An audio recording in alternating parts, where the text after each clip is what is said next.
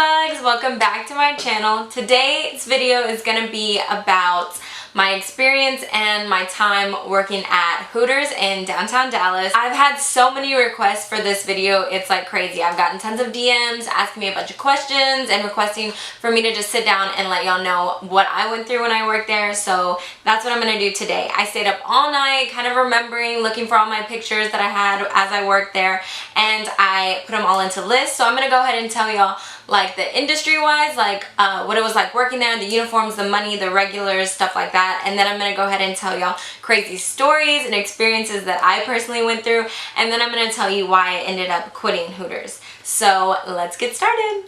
Okay, so I like wrote them all down on my phone in like in order, so I'm gonna just go like that. So the first thing that I'm gonna talk about is the uniforms. I always get asked questions about this, like what it felt like wearing them, was I uncomfortable, how did it make me feel, stuff like that. So basically the uniform shirts run from, the smallest is a 3X, and this is like extra small, like 3X small, and then it's 2X, and then it's 1X, and then the biggest size we had was a small. Now of course this doesn't mean only like tiny people can work there, of course. Basically all of the sizing was kind of different for the uniforms, like it wasn't like regular clothes, and they were really stretchy. They weren't that uncomfortable to wear unless you were wearing a shirt that was like made to fit tight on you, you know, like I think I wore a 2X all the time, and that was a little bit tight, so I could have went to an extra small, which would have been bigger. And there's a dog barking outside. If you can hear that, I'm sorry. But so I really like the uniforms. We wore camo ones on Tuesdays for the military because the military got a discount, and then we had black ones, which was my favorite, and then we had the traditional white and orange uniform, and we all had Dallas, Texas on it, on the shirts, and then it had like an owl, and then we had our shorts, which also did like extra smalls, XX smalls, stuff like that. So basically the uniforms, they weren't that uncomfortable. Underneath the shorts we always wore tights. They're very strict on our uniforms, very strict. We couldn't have any holes in our tights or anything like that. Our shirt couldn't be like stained or ripped, and our shorts couldn't be stained or ripped or anything like that. So it was always really busy because Dallas, Texas is the world's largest Hooters. We have an upstairs and a downstairs, which normal Hooters don't have. And it was really busy sometimes, like during games, like the Cowboys game or the Mavs or the Stars, any kind of sports thing that was going on, or any kind of like parade during downtown Dallas, it would get packed, and I'm talking about packed. And the bar was downstairs, so anytime we ever wanted to drink, we had to run from upstairs, downstairs, back and forth. So it did get really busy sometimes, very hectic. So whenever there was any kind of like sports thing or any parade in downtown Dallas, it did get very busy. So I made pretty good money during those times when there wasn't anything going on. It really was pretty slow. After like football season was over, it got super slow, like very slow. Like I could sit down at a table and just hang out for like an hour, and you know, I wouldn't have any tables. So, and then that's another thing, working there. When I started working there, we were allowed to kind of sit with the table and like talk to them, you know, become their friend, talk to them, be cool with them, whatever. And then like as I started working there more, they got a lot more strict on it. Like you couldn't really sit with your table. I don't know if it's still like that, because I did quit in, I think I quit around June. I'm not 100% sure, but I did start in October of 2015, so I worked there for almost a year, and then I quit. So it's been a while since I've worked there, so I don't know how everything is now. But when I was working there, they were getting a lot more strict on the rules. They were getting a lot more strict on how we, you know, interacted with the customers and stuff like that, which I think was always the rules, but they were very lenient with us. Didn't know how to say that for a second. Lenient with us. So, you know, going in, working there where you have all this freedom, and then like over time they tell you like stop doing everything you were kind of trained to do. It was kind of weird. And then another thing that I want to talk about is regulars. When I worked there, regulars was a pretty big thing. Almost everybody had their regulars, you know what I mean? Like I had some really awesome regulars. I had this couple that were huge Star fans, and we would always talk about hockey and stuff like that. Well, they would talk about it. I didn't really know anything about hockey, but they would like teach me stuff about it. They were super nice. And every time they came, they would always call. I don't think they live here in Texas, or they don't live in Dallas. I know for sure. I can't really remember, but they don't live in Dallas. So every time they were gonna come, they would make sure that they would stop by Hooters, and they would always ask for me. They were super nice. And then I had another set of regulars that was not a couple, they were like exes, like, and they had a kid together, I don't know, but they would just like to hang out. So I guess they would like come to Hooters and they would talk to me and I would talk to them and I'd ask them, you know, how have they been doing. I got really, really close with my regulars. Like, they would tell me a lot of stuff, I would tell them a lot of stuff on a very personal level. So it was good to build relationships with people, you know, to be friends with people. Of course, you meet new people every day. When I was working there, I met so many new people, and the crazy thing is a lot of them were from out of the country. Like, I would meet people from France, I would meet people from just like all over the place, and they would tell me their stories and about like why they were here in Dallas, and it was just really cool. It was really cool to meet so many different people that I had no clue were even like coming to downtown Dallas. And it's great because some of the people that I've met there I'm still in touch with today. Like, I still talk to them, I still check up on them. Like, I've made a lot of friends there, and it's even more amazing because a lot of supporters actually message me and they send me pictures that they took with me when I was working at Hooters, or they'll send me videos of me, and I'll just be like, that's so crazy. Like, it's so crazy thinking like I was your waitress at one point and now like you're watching my videos. Like, that's so crazy. Okay, so now that we basically talked about that, I want to talk about some crazy stuff that happened to me when I was working at Hooters. Okay, so the first story, put my phone down. So the first story is, it was a Sunday night and I got off earlier than everybody else, and this was when I had got my first car, so I was gonna drive home. The drive was pretty far because I lived in Waxahachie, and Waxahachie is like super far from Dallas. Not super far, but it's a bit of a drive. And that dog outside is still barking, so if you can hear him, I'm so sorry. Okay, so it was a Sunday night and I had gotten off work early, like I said, and so there's a really big rule at Hooters is that you don't walk in your uniform, and you also never ever leave in your uniform, because it is downtown Dallas. You know, the world is a crazy place, and when people see, you know, the uniform, who knows what kind of thoughts they get, you know what I mean? So it was just really unsafe to do so. And especially at night, especially if you're walking by yourself, you're actually not supposed to walk by yourself. You're always supposed to walk with somebody, or we were supposed to ask a kitchen staff or, you know, a manager to walk us to our car, and they would always be down to do it. But for some reason, I just didn't think about it. It was Sunday, I was ready to go home, I was so tired, I'd worked all day, so I was just like getting my stuff and I was gone. So as I'm walking out of the door, I'm slipping on my shirt right over my uniform, and because that's what I would do, I'd just keep my uniform on and I'd just pull up my pants, put on a shirt, and then, you know, I'd leave. And so I'm putting on my shirt, so as I'm walking out, I have the shirt kind of over my head, and I like make eye contact with a man that's across the street. Now, if you live in Dallas and you know what I'm talking about, there's a back door to the Hooters, and then across the street is the House of Blues, and so it's pretty busy, and it's like literally in the middle of downtown, so there's tons of cars, you know, there's parking lots, there's tons of buildings around. So I'm walking out and I make eye contact with a man, and that's when I notice, like, oh shit, like, I'm by myself, it's like past midnight, and I'm by myself, and I'm walking out of Hooters, you know? But I didn't think anything of it. Like, I was like, I'm not gonna freak out. Like, I told myself, I'm not gonna freak out, it's just a man, you know, like, I can't be scared of everybody. So I just kept walking, and then I hear him run across the street to get behind me. Now, he wasn't that close behind me, but he was behind me, and that's when I started kind of panicking, and I was like, okay, just walk to your car, just walk to your car. At the time, I didn't have a taser, I didn't have like pepper spray or anything like that. I just had my keys in my hand. I was like, I'm gonna stab him if he comes after me with my keys. So I'm just walking, and I'm like, I'm not gonna freak out, like, just walk to your car, Brittney, just walk to your car, stay forward, don't look behind you. And then I hear him speeding up, like, I can literally hear his footsteps, like, walking faster behind me.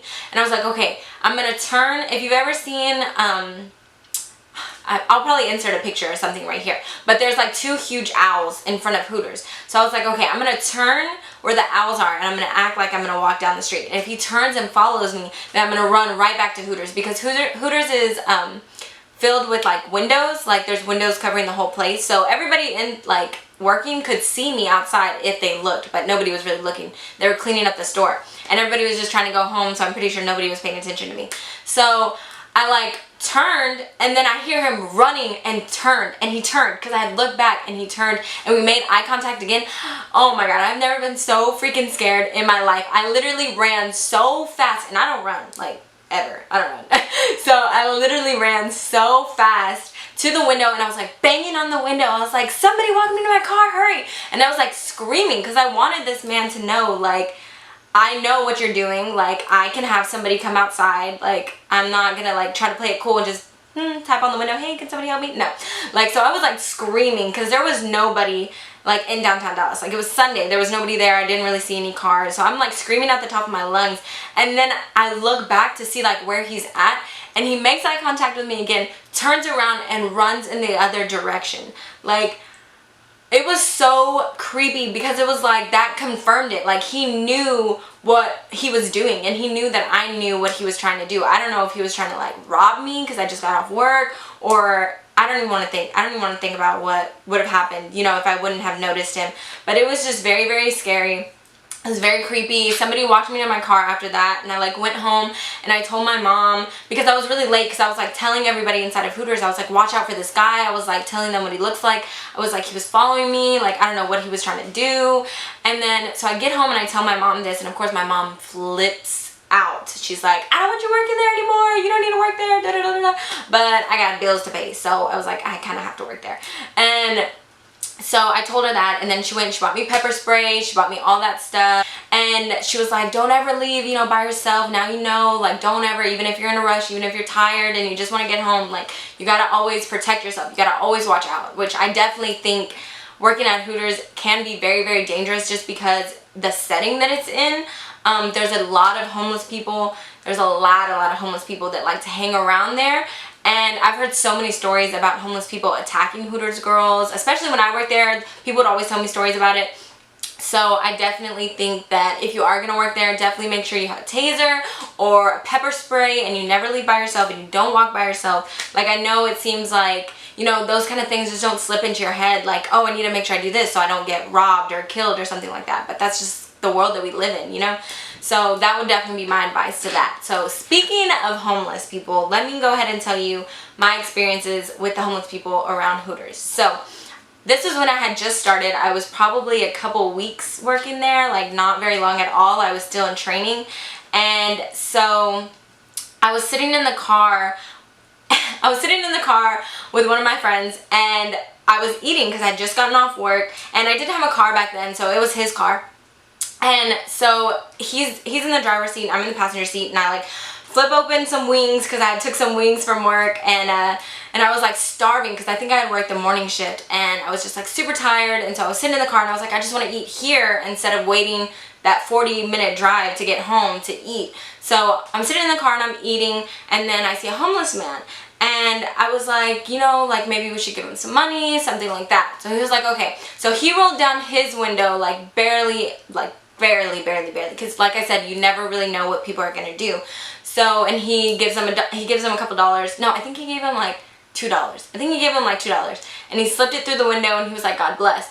And then the homeless man took it, and he was like, what am I gonna do with $2? Give me another one. Like, just like that, just like that. It was this man, and he was like, what am I gonna do with $2? Give me another one. Like, so, with so much sass. And I like looked at him and I was like, really, dude? Like, did you really just do that? And so I was gonna give him another dollar. I was like, you know, screw it, I just got off work, you know, like, he's homeless, I can give him money, you know, it's not that big of a deal. So I got my Hooters, it was in like a to-go bag, a to-go box, and I gave it to my friend, and he put it on his lap, and I reached down to grab the money, and then the homeless man sticks his whole arm, and I'm telling you, it was not rolled down that much, so he like, I don't know how he did it, but he stuck his whole arm in, picked up my wings, all of my wings, and I was starving. I was really, really hungry. So he picked up all of my wings in his hand, took his arm out, and just danced away. Like, danced. Like, he was like dancing with the wings. He was like, hell yeah, I got these wings, got these wings, finna eat. Like, he was so happy. Like, he was so happy. So I didn't say anything to him. I was just like, okay. Like, I didn't know what to do at that point. Like, what am I gonna do? Like, jump out the car and fight this homeless guy for some wings? Okay, and then here's another homeless man story. Sorry, the homeless people in Dallas just have like no chill. Like, they do not give a fuck. So I was working, and I had the kind of back section upstairs in Hooters. And there was this man that walked in, and he looked pretty nice. I mean, he wasn't dressed like all crazy, you know, he looked just like a regular guy, but he had a bat, like an actual bat in his hand, which First of all, red flag number one, why would you ever let somebody in with a bat? Like, you should have told them to like leave it or leave it outside or something like that. But nobody told him anything. Nobody said anything. The host sat him down, whatever. So he sat down and he ordered a lot of food. A lot of food. And it was just him, which should have been red flag number two, but then it's like, people eat, you know what I mean? Like, I like to eat a lot too. So he was ordering like desserts, and he was ordering wings and fries and fried pickles and just like all out, and he finished all of it. Like, he finished all of it. So I was like, hey, people can eat, like, kudos to him. So I'm just minding my own business. Like, I'm at the computers putting in my customer's order, whatever, and I see him, you know, like, he finished his food and he was just sitting there like kind of leaned up on his bat, like the little handle of the bat he was like leaned up with. It was this really tall dude too. And then the waitress gave him his check, and then she told one of our managers, and she was like, hey, like, there's this guy with a bat here, like, he just ate a lot of food by himself, you know, like, I don't think anything but just, you know, kind of watch him because he has a freaking bat, you know, that's weird. You don't just carry a bat into a food place, you know. And so I'm minding my own business, whatever, putting in my customer's order, and from the corner of my eye, I see him get up, and I was like, oh, you know, whatever, I didn't really think anything of it. And then I see him, like, storm off through the back, because we had a back door, and he, like, stormed off through the back door super fucking fast, and, like, I turned around really quick, and he has the bat in his hand, and he's, like, storming off, and I'm thinking, like, he's about to attack somebody, but he wasn't. He was running out on his tab, and the manager runs after him, and the guy tries to hit our manager with the bat. Like, he literally stopped, turned around, and swung, like, with all his force. He just, like, was swinging on him, and the manager was like, what the heck, like, you have to pay, you have to pay. So the manager got the bat from the guy, and once my manager, because my manager was pretty, like, he was pretty big, like, you know, not bigger than me, but he was pretty big. So he was like grabbing the bat from this guy, and the guy, once he noticed that, you know, the manager had got the bat from him, he took off running again. So my manager did not want to run after him because my manager had a lot of problems with his leg. So he didn't want to run after him. So he comes back inside, and everybody's like, what the fuck just happened? Like, did that really just happen? And he's like, how much was his bill? And it was like almost $100. Like, he ate almost $100 worth of food. I think it was like 80 something. I don't know. But everybody was talking about it. It was just so crazy. And I was like, duh, he did that. He had a freaking bat. Like, why did you let him in with a bat? Like, that's so crazy. Like, what if he would have knocked one of the waitresses out or something like that? So this next story that I'm going to tell you involves the kitchen. Okay, so it didn't really have anything to do with any of the girls working there, like the managers or anything like that. It was more of the machines that we had in the kitchen. So basically what we did was we put in the orders on a computer, and then it gets a ticket of that order gets sent to the kitchen through a machine, and then they see what table it is, they see what waitress it is, and they see what the order is. So that machine broke. Like, it was not working, and it was like a Saturday night, I think, or a Friday night, and it was super packed, super busy. We had like a huge wait at the door, and it just completely broke on us. So the next thing people thought was, okay, we'll just manually write it. You know, like manually write your orders and then give the ticket to the kitchen. And we only had, I think, 3 guys working in the kitchen. Like, it was not a lot. We didn't have a lot of help in there. And so everybody was just writing orders and giving it to the kitchen, writing orders, giving it to the kitchen. Well, a lot of people, me as well, I think, I'm pretty sure I forgot to, were forgetting to put their names and what table. So the kitchen was making all this food and putting it out, but nobody knew where the heck it went. You know what I mean? Like, nobody, either we didn't know where it went, or we took something that wasn't ours, and then people were still waiting. So it ended up, our tables took an hour long, probably more, to get their food. Like, it was ridiculous how long it took, just because it was so chaotic in the kitchen. Like, we just couldn't figure it out. The machines weren't working, so we had to try to all do it again. So it just took forever, and it was a lot of wasted food. Like, my managers were so mad, we were so mad, because that's our money, you know, like, people aren't gonna tip us if everything's going wrong, you know. But nobody really had any control over it. Like, it was really nobody's fault. It was just like the machine broke down. And so people were just literally getting up from their tables and leaving, even if they got their food. Like, they were just getting up, leaving. They were super pissed off. We were getting yelled at. People were just walking out, and I was just like sitting there like, what do I like, what do I even do? Like, what am I supposed to do? Like, I'm trying to like figure out what to do. So then since the kitchen was so like understaffed and they were like freaking out and we were freaking out, a bunch of the Hooters girls actually went into the kitchen and started doing it themselves. So I don't know if that's like okay, but we had to do what we had to do. You know what I mean? Like, we had to get these people their food. We had to get these people their food. And so we put on gloves, we tied up our hair, all that. We put on the hairnets, and a bunch of people started like doing, not actually cooking like on the fryer, but we were like doing the dressings and like getting the plates together and organizing the plates and like trying to figure out where the food goes where and helping the bartender and stuff like that. So it was just very, very hectic. It was probably that night was probably the most hectic I've ever experienced at Hooters. Like, it was just really, really bad. Again, it wasn't anybody's fault. It was just a computer malfunction, but it was really, really bad. That's the last story that I have to tell you, like crazy stories. Now I'm going to tell you some good stories because, of course, Hooters wasn't the worst time of my entire life. Or was it? No, just kidding. It wasn't the worst time. I did have some really good experiences working there, so I'm going to tell you some of the stories like that. So one really, really cool thing that happened when I was working at Hooters was that I got to meet Post Malone. Post Malone was performing at the House of Blues, which is right across from Hooters. And he was outside with his tour bus and some of his friends. And I don't even know how it happened. I think one girl was like, "There's Post Malone." And we just all ran outside in our fucking uniforms and all that. It was really, really nice. He was really chill. He didn't like freak out that there were so many people that wanted to take pictures with him. So I thought that was really cool. And then another person that I met was Des Bryant. He was really, really cool. He actually ate at Hooters. I think he had stopped in because I was waiting on a table and this little boy had a Des Bryant jersey on. And I was just taking their order, and then all of a sudden, like, I hear people like clapping, and I turn around and Des Bryant's like right behind me, and he like high fives the little boy. I guess he was walking, and through the windows he saw the little boy's jersey. I'm pretty sure that's what he said. And he like high fived him, and he was like talking to him, and he did like a little lap around Hooters downstairs. And then he sat to eat. One of the girls that I was really, really cool with actually waited on him, and he gave her a huge tip. And they were talking, and him and his friends were there, and he was just really cool. He actually took a selfie on my phone as well. I will insert that here and here and here. And he was just really cool. We took like videos together on my Snapchat. He was just really down to earth. We were talking about football and stuff like that. I don't really know anything about football, but I love the Cowboys, of course. I'm from Texas, like I love the Cowboys.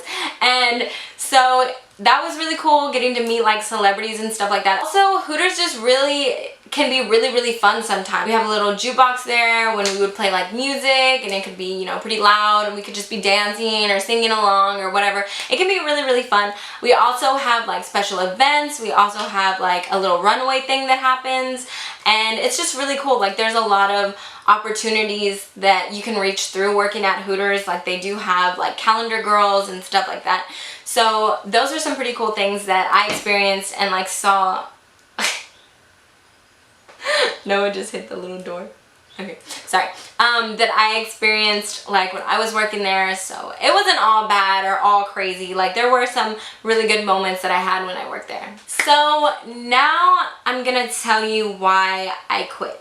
Okay, so around the time that I was about to quit Hooters, that's when I had started posting my makeup looks. I had started growing on my Twitter. I had made my YouTube account. I don't think I had my video up yet.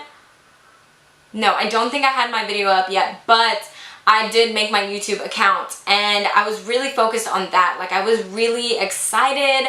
Like, I was like, oh my god, like this is what I want to do. Like, this is what I want to do. This is what I love. This is my passion. I want to do this. Like, here's my opportunity. I need to hurry up and take it. So I was really focused on that, and then we went to California for the first time. And that's when Nathan had flown out to meet with Univision, and he got signed with Univision, and then like, it was just an amazing experience. Nathan had never been to California before, and so I had been, but I had went with my sister, and so being with him there was just amazing. Getting to like see the industry, getting to see like what everybody's doing over there was huge, because where I'm from, like Waxahachie and stuff like that, there's not like all these special events and like celebrities and private parties and stuff like that. So it was just completely new to me, and it was very exciting. And then I got back, and it was like, I don't want to be here. You know what I mean? Like, I don't want to be here anymore. Like, now that I see what I could have, why am I settling? You know what I mean? Like, that's just how I personally felt. I felt like I was really trapped here, and I felt like I was focusing so much on like my friends, because when I worked at Hooters, I partied a lot. Like, we were always going out after work. I was always spending all the money that I made. Like, I was literally going broke, and I was like, okay, I need to stop my shit. Like, I need to stop the bullshit. So that was one of the huge reasons why I quit, because I did want to throw myself full force into YouTube. Now, at that time, I wasn't getting paid on YouTube. I wasn't signed with the network or anything. Right now, I'm signed with Univision. So it was like really a risk. Like, it was a really big risk. I kind of just like threw myself into this, you know what I mean? With nobody telling me like, oh, you're gonna do it. You know, besides Nathan and like my mom and, you know, my family, nobody was telling me like, you can do it, you know, like this can be your future. You can do this. And it was really the opposite. Like, it was very much the opposite, which is another reason why I quit. There was a couple people that I worked with that were very supportive. Like, one of the bartenders that I worked with, she was very nice to me. She was very supportive. And some of the regulars or people that I met through Hooters were very supportive once I told them what I wanted to do. Because a lot of people had told me to do makeup. You know what I mean? Because I would go to work and I would always have this like dramatic makeup on. And they're like, why don't you do YouTube? Why don't you post your looks? You know, stuff like that. And then there were people that were not so supportive. There were people that really pushed me down and like were very negative and just didn't believe in me and would talk a lot behind my back and kind of just be really nasty towards me. And I lost a lot of friends through that, which is okay, you know what I mean? Like, people lose friends all the time. You outgrow each other, you know, things happen. Not everybody is meant to stay in your life forever. I was like, you know what? I need to focus on my future and nothing else, and that's what I'm gonna do. So I quit probably a couple days or a couple weeks after I got back from California. It was a pretty nasty kind of time for me. Like, I was going through a lot at that time. Again, I had a lot of people like pushing me down and just being very negative about me and my passions and like makeup, and they're like, it's just makeup, like it's just this, it's not even that serious. But it is that serious, because I mean, look where I am now, look where other people are on YouTube doing makeup, you know what I mean? Like, my passion was very serious, and it hurt me a lot to know that people didn't take that serious. But so I quit because of that. I quit because I was getting so much negativity where I worked, and I was like, this is just a job. Like, there's thousands of jobs out there. So I was like, you know what? I quit. So the way I quit was very unprofessional. The way I quit was very unprofessional. I can say that because I know it was. I could have done it a different way, but at the time I just didn't really care. I was over it. So I called into work one day and I spoke to my manager. I called into work and I was like, hey, I can't make it. Because I just wasn't feeling it anymore. Like, I didn't want to go. I just didn't want to be around them. I didn't want to anything. I just didn't want to go anymore.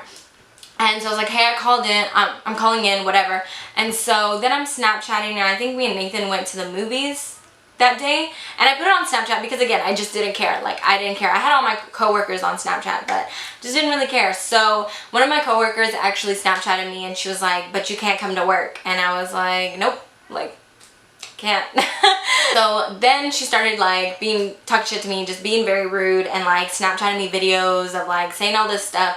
And I was like, you can tell him I quit. Like, I'm not gonna go. Like, she was making a very big deal about it because I had called in.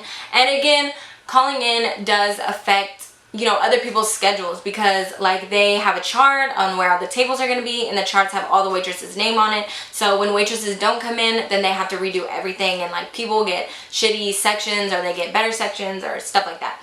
So but I just didn't care. Like, I didn't want to be there anymore. This wasn't what I wanted anymore. I was over it. Like, I just didn't want it anymore. And so I was like, you can tell him I quit. Like that. Just like that. And then I blocked her on Snapchat, and then I was done with it. Just like that. My managers never called me again. I never called them. I was just done. And I don't regret it. I don't regret any of it, because I just wasn't happy there, and I don't feel like you should stay somewhere where you're unhappy or when it's very toxic. And I feel like it was very toxic for me, not the job, but what I did after the job. Like I said, I partied a lot. I was always coming off really, really late. My sleeping schedule was all off because I wouldn't get off till like 2, 3 in the morning. I would drive 40 minutes home. So I was just done with it. I was like, I don't want to do this anymore, so I'm not gonna do this anymore. I did want to get another job after I quit Hooters, but then we started doing Glam Gang, and then we started like just doing all these things, and companies started reaching out to me. So I think in the end, it was a really good decision that I did quit Hooters, because I just threw myself into my passion, and now I'm here with almost 50,000 subscribers. So, I mean, I think God has a plan for everything, and I know I just didn't want to be there anymore, and I know that I had to get some people out of my life, and I had to kind of just focus on myself and realize that nobody's gonna help me. Like, I have to do this on my own. You know what I mean? Like, I have to be dedicated and motivated at all times. Even now, like sometimes, like I just don't feel motivated at all, and I have to tell myself, like, no, you can't stop doing this. Like, you can't stop being consistent. You can't stop putting out content. You have to stick it. You know, like what? You have to stay, you know, with it. That's what I meant to say. You have to stay with it, because if you don't, like, it'll be gone like that. That was my experience working at Hooters. So give this video a thumbs up if you did like this video. Leave me a comment down below about your experience working there, or if you're planning on working there. And don't forget to subscribe to my channel, because we're almost to 50,000. I love you guys so much. Thank you so much for watching. Bye.